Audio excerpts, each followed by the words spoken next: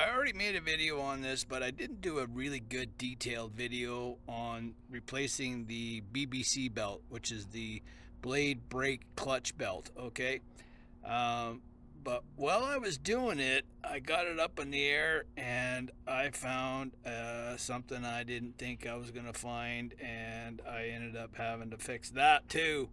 So I want you guys to watch the video and see what I found, because I want to put that in the back of your head that it could happen to you. Now, this is the older machines that have the belt-driven clutches, not the newer machines. So have a look at the video and see what you think, and comment if it's happened to you, and yeah, go from there. The video is pretty long, so but it is detailed on how to change that belt. Okay. First thing you got to do here is blow out these. You want to take this right off. Okay. You just blow these out. Just you can get a good handle on them. Sometimes they fill up with grass and you can't get a socket on them. Okay. So now they are number 10, and I just go like this and take them off like that. You just pull it off, and you got to jiggy it a bit and go from there. I guess if you didn't have this belt, these wouldn't turn at all. All right, so I did find a spot on this belt. Now you can see right there. Now I hope you can see that in the video. Okay, there's a split in the belt right there. Now if that gets worse and worse and worse, it'll just start to rip itself apart as you're working, and you're stopped, because it'll just fly apart inside there. Won't wreck anything, but it'll just fly apart and you're dead in the water. Okay, so we're going to change that today, and I use only OEM belts because they last longer. You can buy the cheaper ones, they're half the price, but use 3-to-1 with those belts. I'm not kidding you. So we're going to change that out and go from there. Okay, so the first thing we got to do is take this bracket off, and the same thing, right? It's a number 10 socket, so you just get in here like this and pull it off. Now, make sure that I think I made a video on this once already, but make sure you start this one and this one by hand, and then you can use your socket slowly and get it started, okay? But yeah, because you cross thread those, because the socket doesn't go on straight, it kind of goes on an angle. So if you start a socket like I just did, that thing right there, they'll go in on an angle and you'll strip those. Okay, so we're going to pull this off and we'll put that to the side. Then we're actually going to pull this belt off right now, and so the rest of it, you just turn this a little bit and it pops off. There you go. Okay, so now the rest of it is from underneath. Let's go underneath. Okay, so when I work on these like this, I do have a jack that lifts it up, and but it doesn't go up high enough, and I'm not happy with that. But I just use buckets. I got 2 buckets underneath here. You can use 1 bucket, but I just put the bucket on that side because most of my work is going to be right there on this side, and I can pull that belt out and go from there. Okay, you guys, I'm going to try and videotape this for you so you can see it in plain sight, like really easy. I hope it works, okay? So right here, this is the spring right here that you got to take off, okay? And this is actually a safety stop. So if that belt up in here, your drive belt, happens to fall off or do anything, this transmission won't fall down. So, and wreck something else, who knows what it does. But this right here is like a safety blade, let's call it, because it looks like a blade, right? There's a bolt right there that you can loosen up and turn this down, and all I do on these machines is just bend it forward. Okay, that's all I do right there, and then when I'm all done, I just bend it back. It doesn't put a ton of pressure on here because I'm not twisting it and pulling it and trying to make it break. All right, now what that right there, you want to pull that down with bringing this back. Okay, so I'm going to bring this back like that, so that's got something to hold on to, because if I move that out of the way, when I pull this spring down, the transmission will just come with it, and I have to go further and further and further and pull that spring. And I'll tell you what, that spring's got some major tension to it. Okay, so right now I'm going to pull this, and this stop is going to going to hit that, or the transmission is going to hit that, and it's going to stop that. So let's pull this spring off. And I got my little handy wrench here that you can get around that spring and pull it off. Okay, there it is right there. Now what I do is I bend this forward and the transmission drops. See that? Okay, so we want to take that belt off because that belt is below the brake clutch belt. Okay, so we're going to take this drive belt off, or this transmission belt off, and it comes off pretty easy. Right there it is, right there. And then you just got to kind of get it through. Okay, now there is the drive belt right there. But right there is that belt that I want to take off. Okay, right there. And that is on that upper pulley.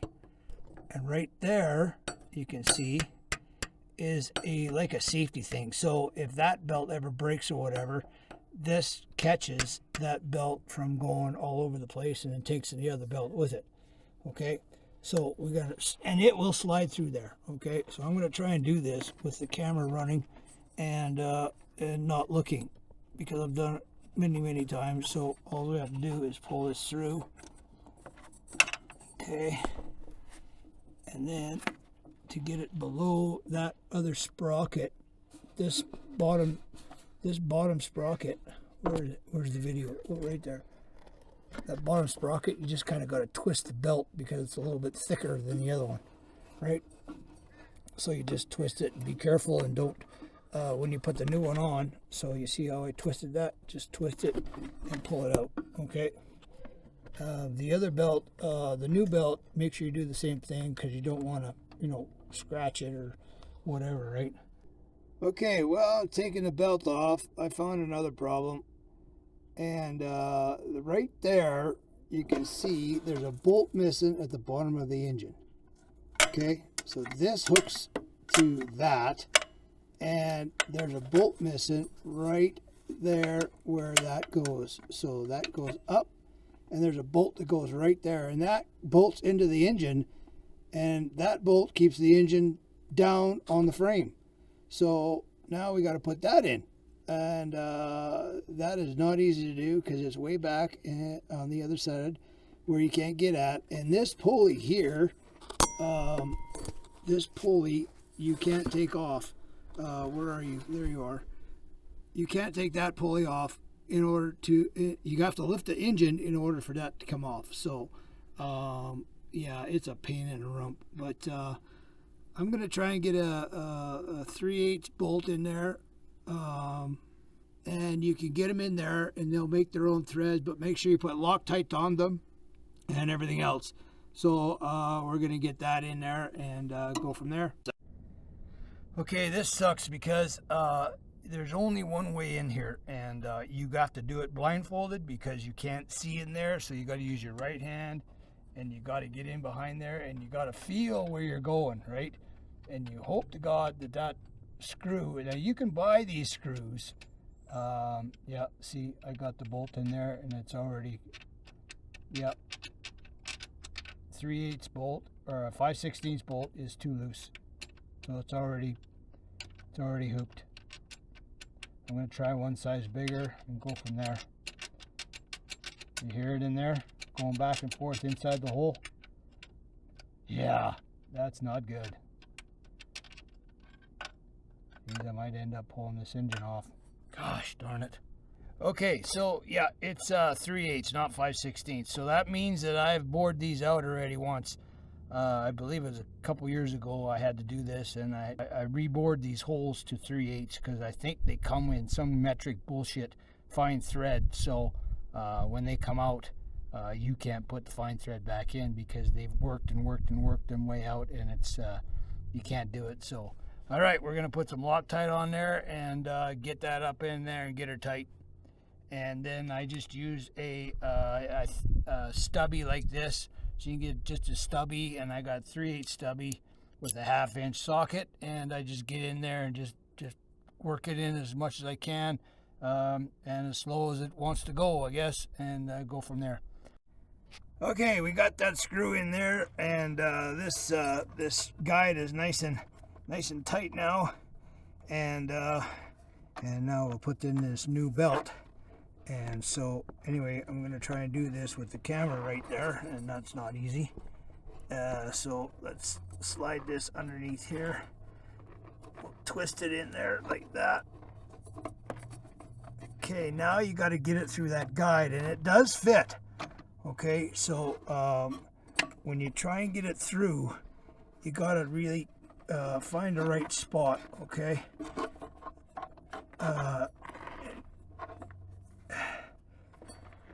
Okay, I gotta move the camera back here a bit. Try and get it focused a little bit better right there. Okay, you got to kind of go in on the side, turn it. Oh, there it goes. Okay, so it's in.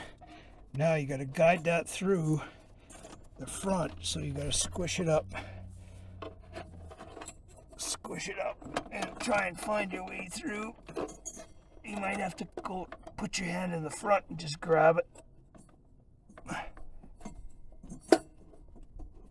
It's kind of got to go down and then up. Okay, bear with me here because it's got to come through this guide, and it's tight, but it'll go. There we go. There we go. Now you got to make sure it's on that pulley before you put it on your front pulley, okay? Okay, so there it is right there. So I pulled it through.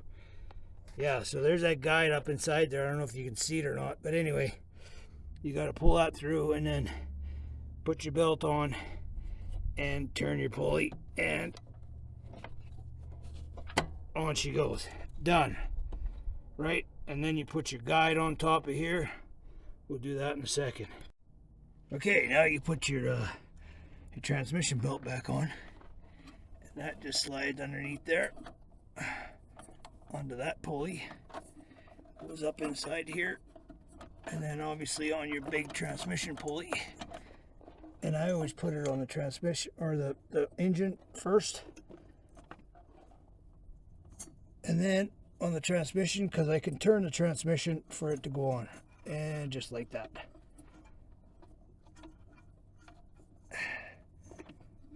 Okay, and just kind of pull it up, and just to make sure that there's nothing there that's going to hit or it's around something.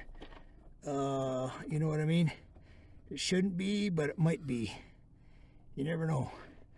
Okay, now as you hold that transmission up like that, you want to take your wrench and grab that spring, providing it's still there, and it's not. Okay, so it fell down here, so we're going to stick that back on. And obviously it doesn't matter, the both ends are exactly the same, so you could just hook it up back up to where it was there on that little hook. Anyway, get your wrench up there and you grab it, pull that down, and this is not easy. I'll tell you what, this spring is tough. Okay, that wasn't it. Okay, I'm gonna put this guide back here like that, and that's gonna hold that transmission from coming down. Then I can use two hands. Okay, now we gotta pull that from the inside. I don't know if you guys can see that or not, but let's see if I can turn that.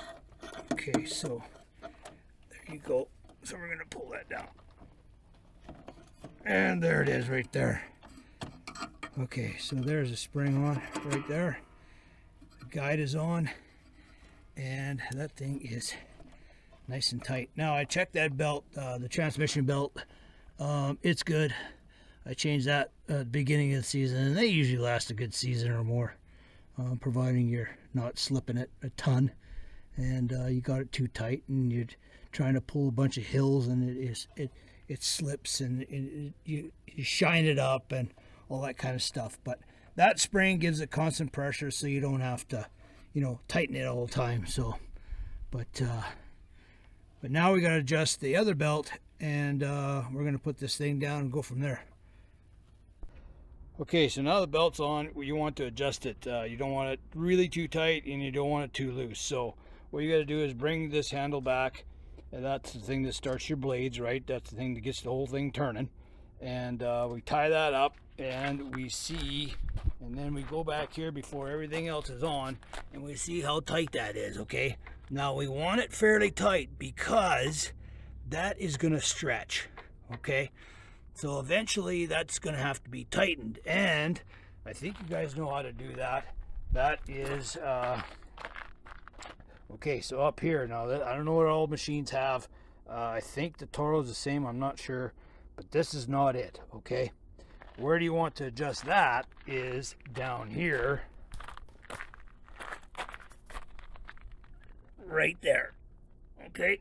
That's where you adjust that. So you can, if you need more, if it starts to stretch on you, just loosen that bolt right there and then pull this cable back, and I mean not very much, just pull it back just maybe a 1/16 of an inch, or maybe an 1/8 would be even too much, but you just and then you tighten that back down and then try it, and then keep doing that until you find a sweet spot where it's okay.